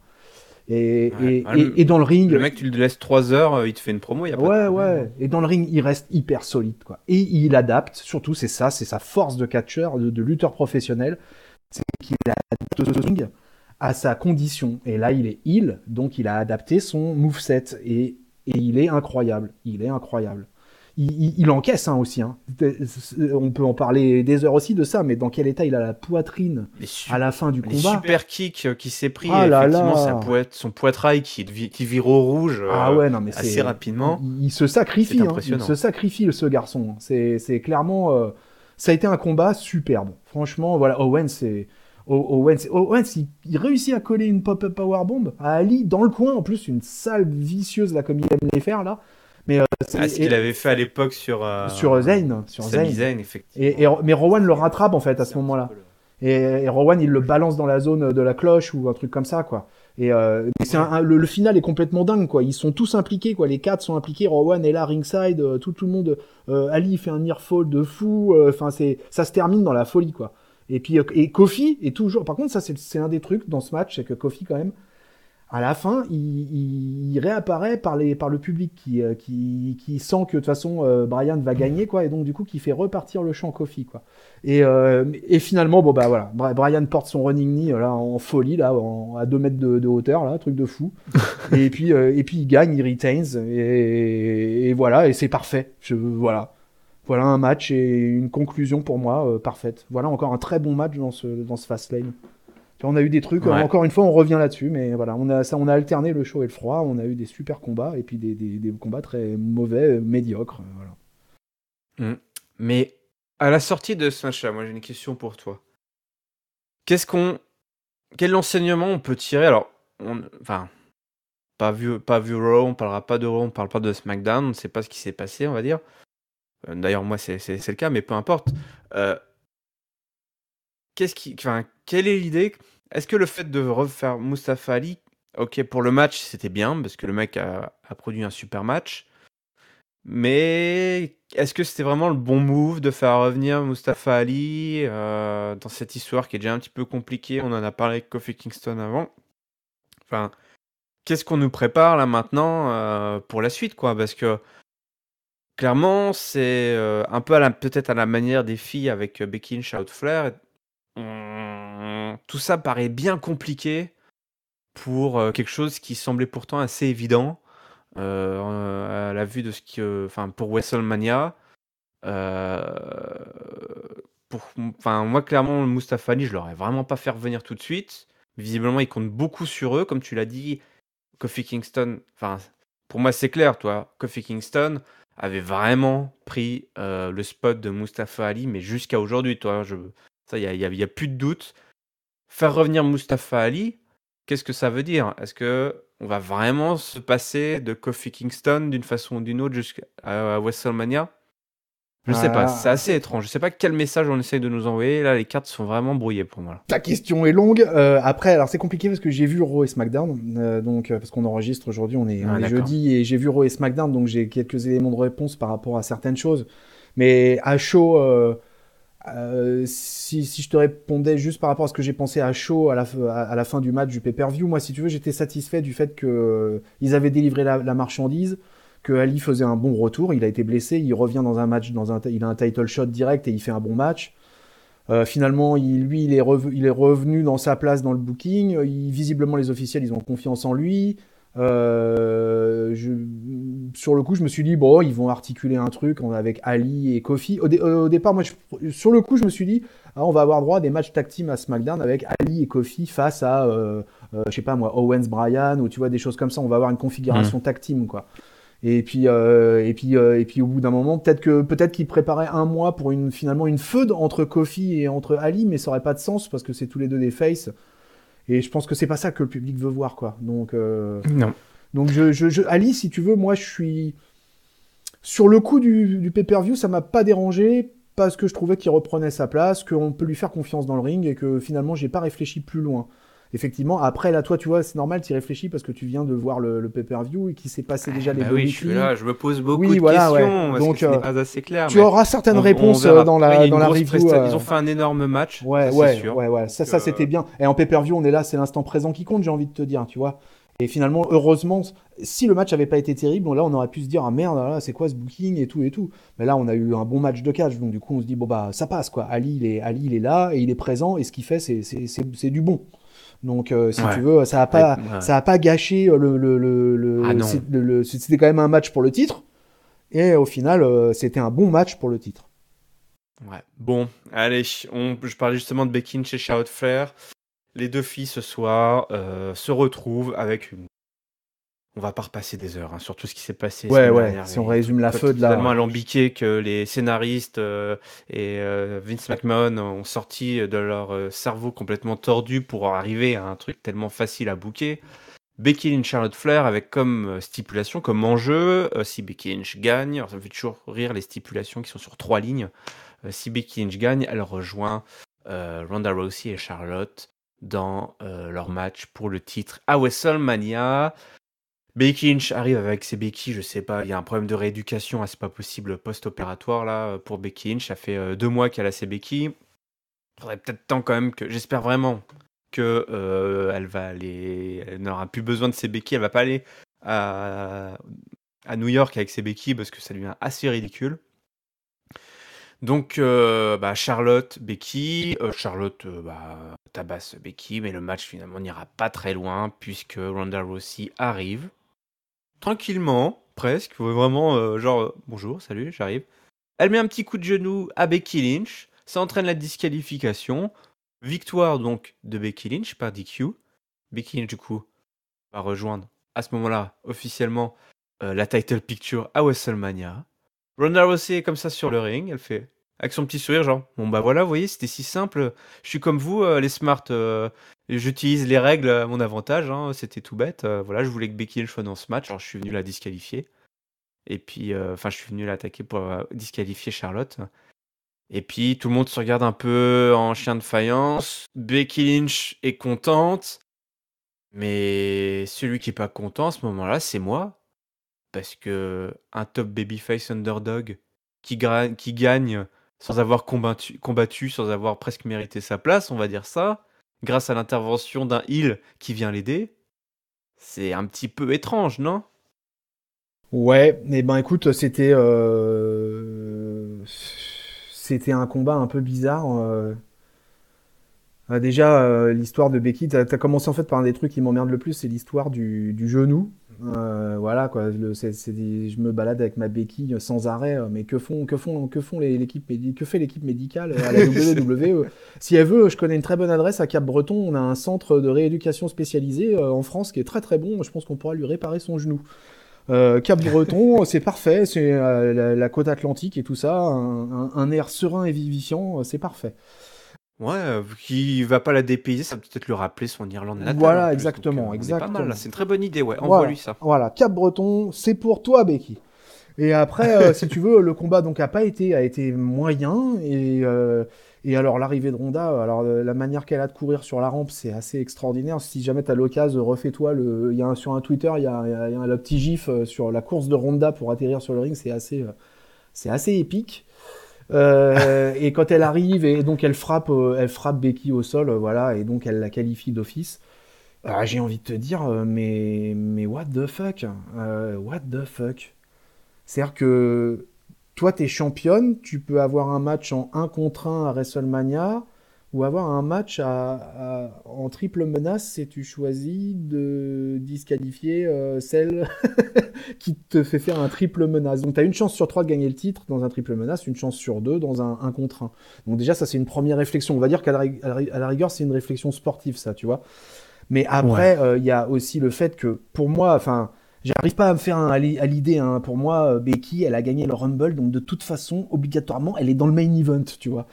Et ça, on a beau essayer de me le faire avaler dans la gorge par A plus B, ça passe pas. Moi, j'y arrive pas. Pour moi, Becky, cette histoire de match pour se joindre au championnat féminin, ça n'a aucun sens puisque Becky, elle a gagné sa place dans le Royal Rumble. Point barre. Period.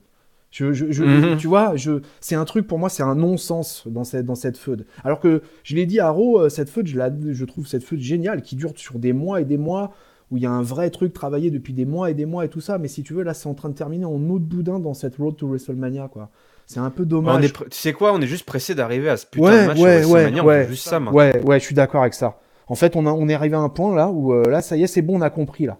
Elle pourrait se contenter de faire quelques promos micro, voilà, tu vois, sur les weekly, et puis qu'on attende le match maintenant. Là, je serais d'accord. Mais parce que pour voir des segments comme on a vu à Fastlane, eh ben franchement, on aurait pu s'en passer. Tu vois, non, ça crée juste de la frustration et limite, ça fait du mal à la rivalité, quoi. Ouais, et puis c'est même la frustration. De toute façon, c'est même pas de la frustration. Tu te dis, c'était pourri comme segment. Tu vois, t'es pas dedans, quoi. Tu te dis pas. Tu te dis, mais merde, mais ils ont écrit ça avec les pieds ou quoi? C'était, tu vois, je sais pas, c'est vraiment gâché parce qu'il y a un tel potentiel, il y a un tel potentiel dans cette feud, ils avaient moyen de faire des trucs beaucoup plus sympas. Hein, on n'est plus qu'à un mois du match. Ce match, il est malgré tout grave attendu par le WWE Universe, quoi. Donc, écoute, moi je dis, il y avait tout était simple finalement. Pourquoi faire En des fait, trucs? ils se sont plantés. Là où ils se sont plantés, c'est qu'ils ont voulu créer un angle de. Et, alors, c'était un angle, mais là où ils se sont plantés, c'est d'avoir fait durer, surtout de se dire que c'est ça vraiment que les gens veulent. Enfin, là, on veut plus, on veut sortir de cet angle. Bon, ça y est, on en sort, heureusement. L'angle, c'est plus genre, est-ce que Becky Lynch va participer ou non à WrestleMania? Maintenant, ce qu'on veut, c'est que les mecs, les filles se détestent et se mettent sur la tronche à coups de promo et à coups de baston, etc. En fait, ils l'ont fait à l'envers. Ça, on l'a eu avant.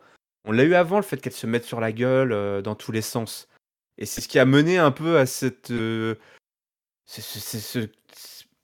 étrange scénarisation où chaque semaine, on avait un nouvel angle qui venait intellectualiser une rivalité qui était devenue physique, organique entre les trois. Et on a voulu faire des trucs à base d'autorité, voilà, t'es plus dans la title picture, etc. Et du coup, enfin, tu le montes à l'envers, quoi. Maintenant, ce qu'on veut, c'est, voilà, pendant les 4 prochaines semaines, que les filles se fassent, comme tu l'as dit, des grosses promos, qu'elles se mettent sur la tronche, ou alors on veut juste pas les voir et on veut juste le match, quoi. Mais Ouais, voilà, elles se détestent, c'est acté, c'est bon, ah et on oui. n'a plus besoin de les voir dans le ring ensemble, tu vois, ou alors quand on les Mm. voit ensemble, c'est pour un face-off, et voilà, pour se Ouais. toiser du regard, tu vois, en mode, Le Ultimate ouais, Face-Off avant voilà, WrestleMania, quoi. combat de boxe, tu vois, voilà, c'est ça qu'on veut voir. On n'a plus besoin de les voir dans le ring maintenant, quoi. Surtout que j'ai envie de te dire Mm. que Charlotte et Becky, on les a déjà vues souvent l'une face à l'autre. Donc si tu veux, on n'a plus besoin de les voir Ouais. dans. Il reste un mois. Moi, je suis booker, je me dis, là, on leur écrit des promos aux filles pendant le mois qui vient là. Et voilà, Bien elles vont sûr. chauffer SmackDown, elles vont chauffer Raw. Et on fait un ou deux face-off dans les deux Go Home Show, quoi. Tu vois, le dernier Raw, le dernier SmackDown avant WrestleMania, un gros face-off avec les trois. Et en plus, si tu veux, Mm. tout s'écrit tellement de lui-même. Dans ce combat-là, la WWE, elle a les trois meilleurs avec elle. Elle a la meilleure athlète américaine de combat des 10 dernières années. Elle a la meilleure catcheuse avec Charlotte Flair. Et elle a la catcheuse avec la plus grande hype des 5 dernières années, en l'occurrence Becky Lynch. Tout Ouais. s'écrit de lui-même, tu vois, tout cool. Tout cool. Et malheureusement, on arrive dans un fast lane avec un segment et un match comme on nous a proposé. Et bah, quand tu suis le catch, que t'aimes ça, que tu suis ça de manière assidue et tout ça, t'es déçu. Après, évidemment, je me mets pas peut-être assez à la place de la personne qui regarde ça de manière très occasionnelle Oh, ah, et qui, évidemment, ouais. comment elle analyse. Je serais curieux de savoir quelqu'un qui voit ça comme ça, qui voit juste les pay-per-view, qui voit, tu vois. Peut-être qu'elle n'analyse pas du tout, hein, tu sais. Voilà, Nous, on ouais, analyse, mais... oui, nous on analyse, ça c'est sûr, mais peut-être qu'effectivement, derrière ça, peut-être que le public plus occasionnel, lui, il a besoin de voir ces rapports-là comme ça, mais bon, pour des suiveurs assidus comme nous, c'est clair que quelque part ça n'a pas de sens et qu'il y aurait des choses plus simples à faire et qui montreraient encore plus la hype dans ce combat, Hmm. quoi. Il n'y a pas besoin de plus que ça dans ce combat. Il y a trois ingrédients majeurs et bah, des fois on a l'impression qu'ils savent pas comment s'en servir. C'est un peu C'est dommage. devenu... c'est devenu une savonnette. C'est devenu un petit savon qui glisse entre leurs mains, ils savent plus quoi en faire, ils n'arrivent plus à le garder, alors que à la base, c'était un petit savon tranquille, qui était bien brut et tout, bien posé Ouais, là. ils savent Et peut-être je pas. sais pas, ils ont tellement savonné avec que maintenant ça glisse de partout et ils galèrent quoi jusqu'à WrestleMania. Donc laissez là pour poser un petit peu. Et puis c'est bon, vous nous avez déjà acheté là, on va le regarder votre match, hein. Ouais, On veut que oui, ce soit le main event, c'est pas de problème, bien pas de sûr. Ah, mais problème. ouais, je crois qu'il y a En tout cas, il y a aucune ce contestation soir, sur cette chose-là. ouais. Ce soir-là, c'était pas le main event. Eh non, Et non, c'était et pas le non. main event. Le vrai main event, c'était le Shield. Sierra Hotel. Et oui, voilà, c'est le premier gros match, le premier match de Roman Reigns. Roman Reigns de retour. Et on a reformé pour l'occasion, alors, avec plus ou moins d'intelligence, mais on l'a fait. Seth Rollins et Dean Ambrose qui affrontent ce soir la faction des gros costauds qui n'ont pas de programme. Baron Corbin, Bobby Lashley et Drew McIntyre. Alors, j'étais assez étonné. J'ai d'ailleurs arrêté le pay-per-view à ce moment-là. J'ai rembobiné, si je puis dire. Je suis un peu génération VHS, mais voilà, j'ai rembobiné. En fait, tu as Michael Cole qui a fait référence au contrat de Dean Ambrose. Je sais pas si c'est quelque chose dont il parlait dans les weekly à Raw. Non, non, ça c'est apparu à Fastlane, ça. Ouais. Genre, voilà, Dean Ambrose n'a pas re-signé. Alors, on dit pas qu'il part, on dit qu'il n'a toujours pas re-signé son contrat à la WWE. Et du coup, bah, on nous présente ça comme la potentielle. C'est même, on va dire comme ça, à ce moment-là, c'est la dernière réunion du Shield, le dernier match du Shield que vous verrez à la télévision. Et c'est ça la dramaturgie, et c'est ça l'histoire, et c'est pour ça que c'est le main event, parce que c'est aussi en plus le retour de Roman Reigns. Donc ce soir, accrochez-vous, vous allez avoir ce qu'on peut appeler un match typique du Shield, parce qu'on aura tout eu, tous les spots, tous les enchaînements, évidemment la triple power bomb, qui d'ailleurs terminera le match. Mais on a eu ça à travers les passages, à travers la table. C'est Drew McIntyre qui se retrouve passé en triple powerbomb à travers la table des commentateurs. On aura les enchaînements, des super enchaînements que j'ai trouvé, hein, de Spear et de Dirty Deeds. Seth Rollins à Kurt Tomb, Bobby Lashley sur une table. Ça s'est retrouvé évidemment dans les travées du stade, hein. Ça c'était typique, une signature du Shield, hein. Le match durait rarement, restait rarement entre les cordes. On allait souvent dans les travées, ce qui d'ailleurs a contribué à la popularité de ces gars-là, parce que, enfin, que les mecs allaient se battre au milieu des spectateurs, évidemment, que la foule était en délire.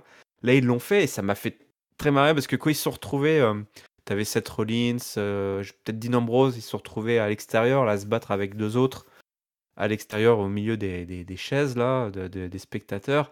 Et je me suis dit, vu la configuration de ce match, je verrais bien un petit Seth Rollins sauter là, de 10 mètres de haut dans le tas. Et paf, 5 secondes plus tard, c'est arrivé. Seth Rollins qui nous a fait son saut de l'ange, là, comme il y a quelques années. Hein, c'était face à Evolution.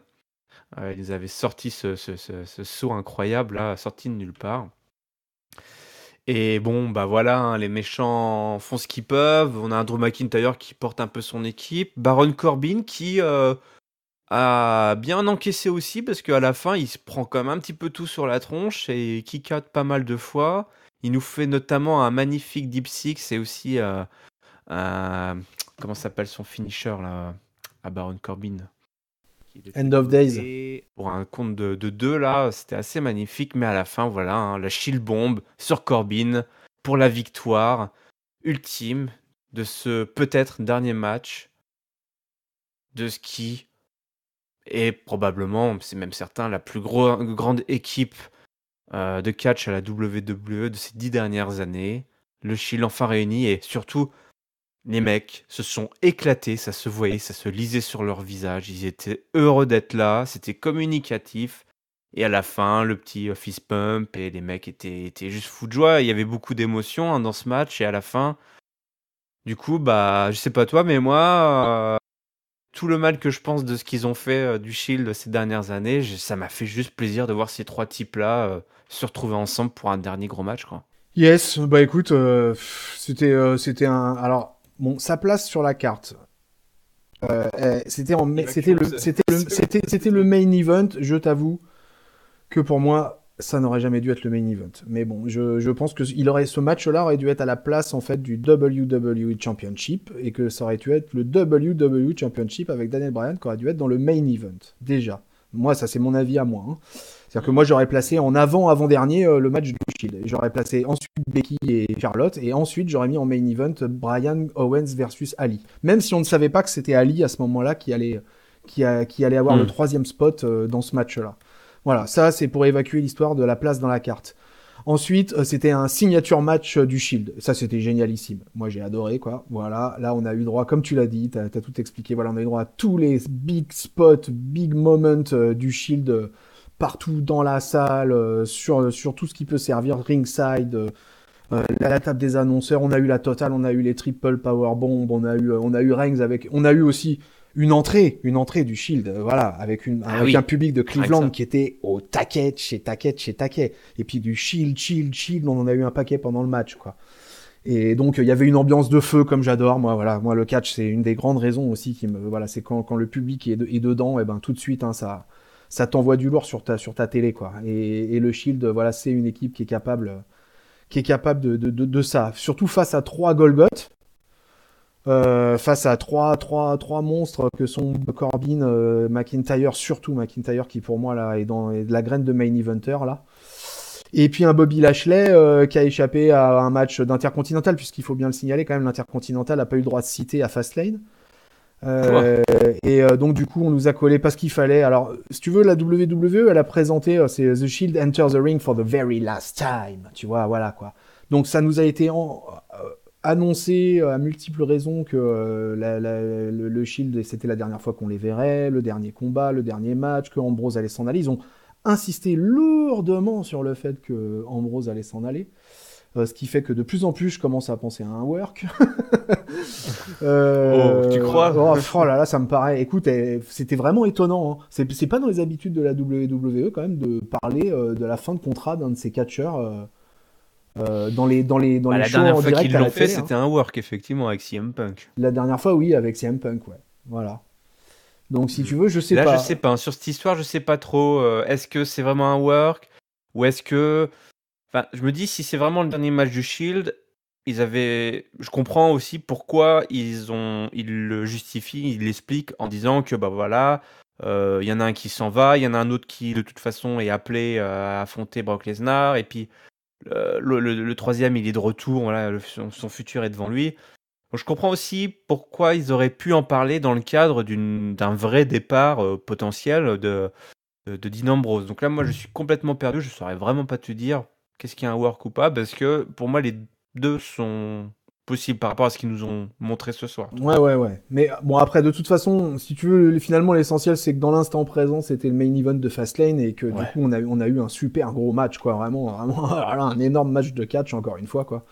Ouais. On en a eu quelques-uns quand même dans ce Fastlane, donc ça, c'est quand même un truc positif. Et du coup, bah, terminé avec le Shield, on était quand même quasi assuré de grosse qualité. Franchement, pour moi, dans l'équipe des Heels, hein, c'est McIntyre, il éclabousse tout, quoi. Il est pour moi des trois, il est vraiment au-dessus du lot, McIntyre à l'heure actuelle, quoi. Je suis pas loin de penser qu'il est dans le top 3 des top heels de la WWE, Drew McIntyre. Hmm. Et lui, il va être dans le main event quand Lesnar sera enfin parti et que enfin on Bien retournera sûr. sur un concept du titre universel vraiment avec des bonnes feudes, avec des suivis, avec des combats, avec des choses comme ça. Je pense que McIntyre va clairement faire partie de cette troupe-là, de cette petite troupe-là. Il Ouais. fait un énorme Ouais. match hein, contre le Shield. Hein. Il fait un énorme match. Quoi. Et après, Corbin et Lashley sont pas en reste, hein, mais bon, je suis moins fan.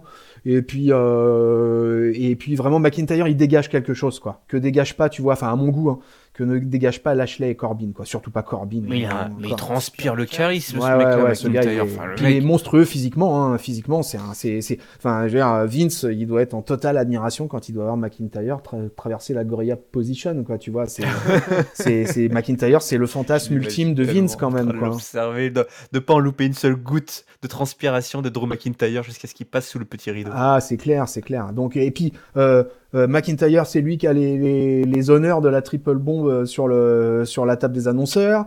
Tu vois, c'est lui que le Shield, il cherche à corps et à cri, qui cherche à complètement, comment dire, le Éliminé, rendre ouais. inoffensif, quoi. Parce que il Ouais. est clairement considéré comme le plus dangereux, quoi. Et Ouais. finalement, et pourquoi je te dis ça? Parce que comment se termine le match hein, le match, la foule elle chante One More Time, elle demande encore une triple bombe, etc. Qui c'est qui termine? Eh ben, il termine avec Corbin, quoi. Et c'est Ah Corbin bah qui se oui, prend la oui. dernière Oui, triple bombe évidemment, il est et là qui se pour prend se le faire pin rouler par, dessus. qui voilà, il se prend le DDT, le Dirty Deeds, il se prend le super kick de Rollins, il se prend un Superman punch, il se prend la totale le Coco Corbin, quoi. Ouais, Et ça après la c'était power bomb super. et derrière le pin de Reigns et puis voilà, les chats sont bien, les chiens sont bien gardés. Et du coup, c'est comme ça que c'est terminé ce Fastlane sur cette note assez épique. Hein. Ouais, tout à fait, ouais, il se termine bien, le pay-per-view se termine bien sur une belle image. Encore une fois, Ouais. bon, ce match aurait pu être un très beau main event de Raw, par exemple, si on est toujours dans l'éventualité qu'un Fastlane n'ait pas existé. Ça aurait été un excellent main event de Raw, un match comme ça. Mm. Et voir la victoire du Shield n'aura certainement pas été une surprise pour les pronostiqueurs, je pense. Mm. Et c'était bon, c'était terminé ce Fastlane, c'était un bon point pour finir ce pay-per-view. Ouais, franchement, moi j'étais à la fin, j'étais vraiment, enfin, j'étais super content quoi. Enfin, je sais pas, j'ai l'impression que c'est très rare de terminer, enfin, que j'ai fini de regarder un pay-per-view, c'est très rare où je me sens heureux, toi. Enfin, content, toi, genre je suis excité et tout. Tant mieux. Et c'est pour ça que je leur reprocherai pas d'avoir mis ce match-là en main event parce que ça fait du bien de temps en temps de terminer sur un truc où tu te poses pas de questions et on se pose pas de questions avec ce main event et à la fin, enfin à moins d'être vraiment de détester tout ce qui touche au Shield, je veux dire il y a aucune raison de pas sortir de ce pay-per-view à la fin et de se sentir bien, enfin genre tu es hyper positif toi. Souvent dans les pay-per-views ce que je kiffe c'est je vais devoir le chercher ailleurs que dans le main event, toi, où ça va se terminer sur une frustration ou une victoire d'un heel qui certes est importante, mais voilà, il n'y a pas l'euphorie, toi. Donc ça, j'ai trouvé ça vraiment super de se terminer sur cette belle image, quoi. Et les mecs étaient vraiment au taquet. Seth Rollins, il était tellement chaud qu'il a sorti des gros fuck, Ouais. Il a I'm été d'ailleurs. fucking je sais pas quoi, là, il en pouvait plus, quoi. Quand on offre du temps de cerveau disponible à la WWE, on est quand même bien content quand un pay-per-view se termine de manière assez positive et qu'on a Ouais. passé globalement un moment pas mal. C'était loin d'être le pay-per-view de l'année. C'est une évidence, mais voilà, c'est sympa de terminer sur une note positive et en se disant qu'il y a quand même eu quelques bons matchs et le main event c'est hyper important dans la perception qu'on a d'un pay-per-view. Et clairement, Évidemment. ce main event était réussi. Le Shield, de toute façon, le Shield c'est du solide, hein, c'est le clan des années 2010, quoi. Et ça, là-dessus, il n'y a pas de doute. Et on nous l'a bien rappelé ce soir. Voilà. Ben voilà, nous aussi, c'est le moment de terminer. Un petit top note et flop. Ah bah évidemment, un petit top, un petit flop, et surtout, et également, une note. Alors, Chris, si tu veux bien nous partager tout ça, s'il te C'est plaît. moi qui attaque. Alors, Chris Vas-y. attaque. Et ben la note, je vais mettre un 3. Un 3. Ouais, je vais mettre un 3. J'hésitais D'accord. 3,25. J'aurais pu mettre un 4 si on avait eu plusieurs matchs de l'Acadie du titre US ou du Tag Team d'Euro. Hmm. D'ailleurs, un truc que j'ai pas signalé dans le truc de Tag Team d'Euro, c'est qu'à Raw, on se plaint souvent du niveau de la Tag Team Division et que pour le coup, dans ce pay-per-view, ils nous ont livré un super combat. Ouais. Donc, Ouais, ce qui est pas très bon en weekly, apparemment en pay-per-view, ils ont relevé la mire et clairement, le Tag Team d'Euro était vraiment un excellent combat. Alors, je vais mettre un 3, écoute, ouais, parce que c'était pour moi un pay-per-view intermédiaire, qu'il y avait des petites fautes de goût au niveau du placement dans la carte des matchs, que le handicap match sur Kofi n'avait rien à faire là, et qu'il y a eu en plus un ou deux matchs assez mauvais, en l'occurrence le match de Asuka et le match avec Sacha et Bayley, quoi. Donc, si Hmm. tu veux, pour moi, il pouvait pas atteindre un 4. Voilà, il aurait fallu plusieurs matchs comme le titre US et le tag team Raw. Donc, je vais lui mettre un 3. Et après, en flop, je vais lui mettre. Bah écoute, j'hésitais entre deux, trois trucs en flop, mais du coup, le flop, je vais quand même le mettre parce que ça c'est un truc qui me déçoit pas mal. Donc, je vais le mettre au match Asuka Mandy Rose. Parce que le match était mauvais, parce que je ne comprends pas ce qu'on fait avec Asuka et parce que c'était vraiment mauvais et que Asuka, je suis convaincu que c'est une workeuse de folie, quoi, et qu'il faut lui mettre quelqu'un de folie en face d'elle et elle ne peut que donner des bons matchs et qu'on lui a filé un balai avec Mandy Rose à Fastlane. Et donc, du coup, j'ai été très déçu par ce combat-là. Donc, je vais lui mettre mon flop. Et mon top, je vais le donner. Ah, je vais le donner quand même au main event, je vais le donner au Shield, parce que si c'est Hmm. effectivement la dernière fois qu'on les voit, Ouais, voilà, pour avoir suivi toute leur carrière depuis 2012, bah c'est voilà, ça. le Shield, c'était quand même, émotionnellement, c'était quand même quelque chose d'assez fort là. Et finalement, peu importe les adversaires, c'était le fait d'avoir Roman qui revient de maladie, Rollins qui est dans le main event de WrestleMania, Ambrose qui est sur le départ. Voilà, toutes les conditions étaient réunies, une foule de folie, un match de catch de folie, un final positif. Donc ouais, allez, mon top, donné au main event et donné au Shield. Bravo, monsieur. Eh ben écoute, moi concernant ma note, je donne un 3,75. En fait, tout m'a plu, sauf tout ce qui concernait les filles.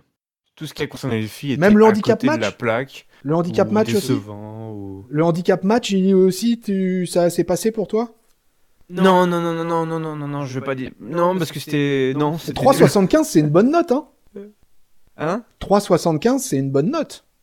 Bah oui, c'est 375 millions. Alors, c'est modéré par rapport. Toi, c'est pas genre. Je sais pas, c'est pas comptable, hein. C'est pas comptable. C'est à la sortie à la fin. Qu'est-ce que je ressors de ce Ouais, ouais, ouais, ouais, pay-per-view? Qu'est-ce ouais. que je ressens? Donc, je veux dire, toutes les filles, c'était naze, mais ça n'avait pas non plus ça n'avait pas tenu une importance énorme dans le pay-per-view et dans l'impression que j'ai ressentie, toi. Parce que. Donc, mon flop, c'est simple. Je le donne à la division féminine dans son ensemble pour son œuvre. Parce qu'aussi bien pour les Ah matchs de ouais, championnat que pour le match tag team, que ouais, pour le pas mal, Charlotte ouais. Flair, ça n'avait aucun sens, c'était juste mauvais. Donc voilà, je veux dire, au dernier pay-per-view à WrestleMania, en pleine nouvelle ère de la division féminine, ça, c'était clairement pas une bonne démonstration de ce que les filles savent ou peuvent faire à la WWE. Donc ça, c'est quand même zéro. Par contre, alors effectivement, le truc avec Kofi Kingston, c'était naze. Donc là-dessus, il y a pas de souci. Et mon top, parce que tout le reste était franchement excellent. Mon top, je suis comme toi, je suis obligé de le donner au main event du Shield parce que j'étais en fait surpris. Je voyais, tiens, le Shield, ils vont faire un match et tout. Enfin, toi, je sais pas, j'étais pas hyper chaud, toi. J'étais pas hyper chaud. Et en fait, ils le mettent en plus sur le main event, donc j'étais un peu comme toi. J'ai dit, pourquoi ça se fout en main event, ce truc-là? Et puis, je sais pas, ils ont commencé à me chauffer en me rappelant, en mentionnant le départ de Dean Ambrose. Donc, tout d'un coup, je me suis retrouvé dans un état d'esprit. Vraiment, j'étais dans l'état d'esprit, c'est leur dernier match. Je me suis pas posé plus de questions sur le coup de est-ce que c'est un work ou pas. Ils ont réussi à me mettre dans l'ambiance, c'est le dernier match. Parce qu'il y avait la foule, parce que justement c'est le dernier main event, parce que bah, les mecs, les trois gars du Shield, t'as l'impression qu'ils le vivaient vraiment comme leur dernier match. Enfin, il y avait des sourires, il y avait une alchimie retrouvée. Enfin, ça m'a transporté, ça m'a rappelé vraiment, en plus, ça m'a renvoyé bah, au début du Shield. Et comme tu l'as dit, hein, cette équipe qui est l'équipe voilà, de l'année 2010, de cette décennie. Et, euh, et j'étais au taquet, quoi. J'étais au taquet dans ce match-là. Ah ouais, ouais, non, mais c'est clairement le clan de la décennie, donc je pense que pour tous les suiveurs qui suivent, je pense particulièrement d'ailleurs aux gens qui suivent le catch depuis début 2010-2009, le Shield est arrivé en 2012, je veux dire, donc ces gens-là ont suivi le Shield à travers toutes leurs péripéties WWE-esques, Mm. et clairement, bah, c'est vrai que dimanche, ce dernier match avec effectivement un Rollins qui était en feu absolu, et effectivement, qui a lâché plusieurs motherfucker et fuck, et il était surexcité le Seth Rollins, quoi. C'était incroyable. Mais on sentait qu'il y avait effectivement de l'émotion. Et en tout cas, c'était très bien joué cette émotion. Et, Ouais. et du coup, c'était, je pense, un bien mérité qu'ils reçoivent notre award du top de ce Ouais. pay-per-view. Bon, voilà, il nous reste plus que 4 semaines avant WrestleMania. Si vous voulez nous suivre, nous écouter, écouter nos analyses, c'est très simple. Catch Up, vous nous retrouvez sur iTunes, sur Podcast et sur Spotify, également sur YouTube. N'hésitez pas à mettre en commentaire ce que vous avez pensé de ce pay-per-view, votre top, votre flop et votre note. Le dernier match du Shield, est-ce que vous y croyez? Je ne sais pas, moi. Moi, je me dis peut-être, peut-être pas. Dites-nous ce que vous en pensez. N'hésitez pas également à nous mettre des étoiles, des cœurs, des pouces. Tout ce qui permet de nous dire que vous avez apprécié ce qu'on fait. Et comme ça, en plus, on est un peu mieux référencé. Donc, n'hésitez pas à partager, à parler du podcast Catch-up autour de vous. Merci à toi, Chris. Merci à toi, Chris, d'avoir attendu tout ce temps. 4 jours avant de parler de ce pay-per-view. C'est très sympa. Ça va, j'ai survécu, tout va bien. C'était compliqué, hein, on doit vous avouer, en interne, pour s'organiser, on enregistre jeudi. C'est assez rare d'enregistrer quand même la review d'un pay-per-view le jeudi, mais on le fait. On n'abandonne pas. Never give up, comme dirait R-Truth. Never give up. Et on What's se up? retrouve très très vite hein, pour l'analyse du Monday Night Raw et l'analyse de SmackDown. On va pas vous lâcher jusqu'à WrestleMania, puisque la route pour WrestleMania, là, maintenant, c'est le boulevard. On y va. Il n'y a plus que 4 semaines pour nous hyper encore plus, si vous ne l'êtes pas déjà assez, pour le plus grand événement de catch au monde. On vous donne donc rendez-vous très vite et on vous souhaite à toutes et à tous une bonne semaine pleine de catch. Salut! Salut peuple de catch-up, à bientôt. À la prochaine. Ciao.